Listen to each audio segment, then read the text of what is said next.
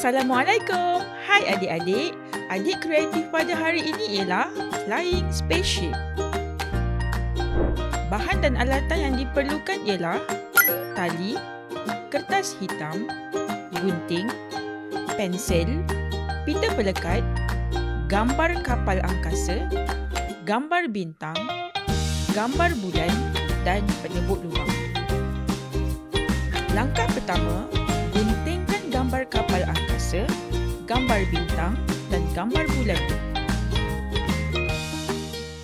Langkah kedua, hiaskan kertas hitam dengan gambar bintang, gambar kapal angkasa dan gambar bulan.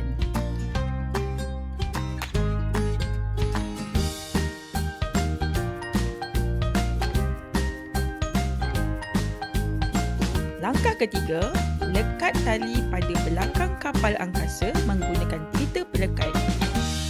Langkah keempat, lubangkan pada hujung kiri bawah dan hujung atas kanan kertas hitam menggunakan penyebut lubang. Langkah kelima, masukkan hujung tali pada kedua-dua lubang tadi.